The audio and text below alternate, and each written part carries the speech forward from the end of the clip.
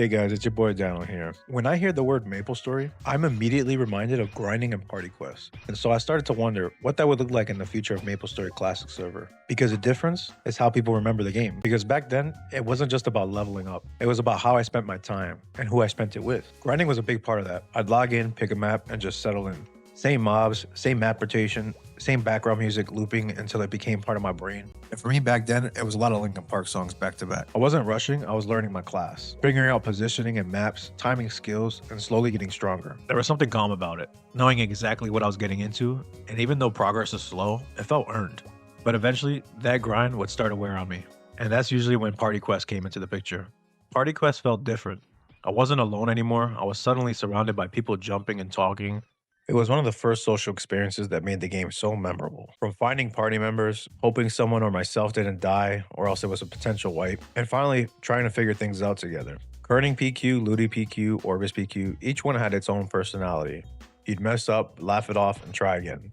So Kerning PQ was usually everyone's first real taste of party content. I'd stand outside spamming for a party, and there was always an assassin that would get invited before me. Once I got in, it was chaos in the best way. People missing jumps, someone lagging behind while everyone else waited. But that was the fun of it. Turning PQ wasn't about being perfect. It was about learning how to play with other people. And that time I learned patience, communication, and how to be social. And at 14, it had to be one of the most fun experiences I've ever had playing a video game. The EXP from the party quest was great early on, but it didn't last forever.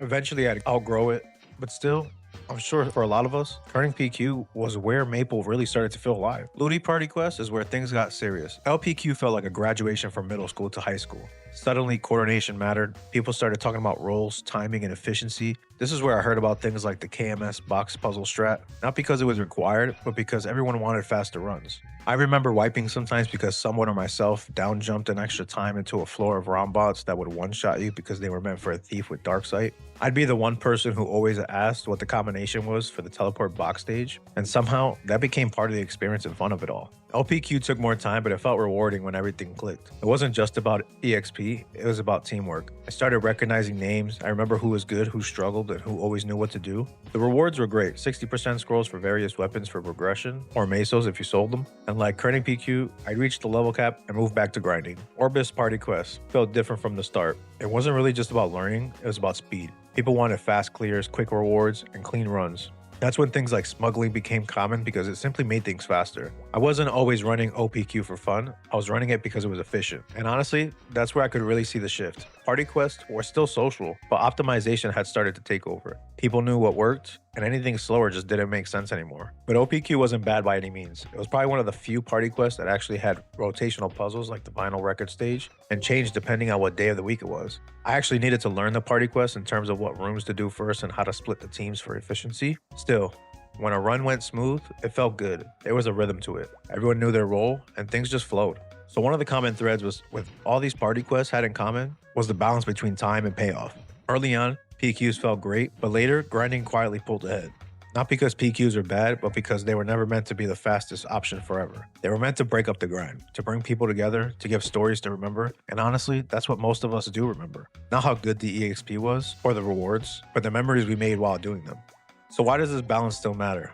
When grinding and party quests exist together, the game just feels alive. Grinding gives us structure, something steady to fall back on, while party quest gives the game personality, moments we actually remember. One keeps me moving forward, and the other keeps me connected to the people around me. And when one starts to drown the other, something important gets lost. That balance is what made Classic feel special in the first place, and it's what I'm hoping to experience again. MapleStory was never just about hitting max level. It was about the people I met, the mistakes I made, and the time I didn't even realize I was spending. The late nights that turned into early mornings, the random parties that somehow worked, the times I logged in just for a bit and looked at the clock hours later, and those stories are the reason why many of us still talk about the game years later. And that's what made MapleStory special. Grinding and party quests weren't competing systems, they were two halves of the same experience. That feeling, the one where the game feels lived in, where every session feels like it meant something even if nothing important ever happened. And if Classic gets that balance right, it won't just feel nostalgic, it'll feel like home. If you played back then, I'd love to hear your story, your favorite PQ or your go-to grinding spot, or that one moment you still remember for no reason at all. And if you're looking forward to reliving it all again, I'll see you in MapleStory Classic.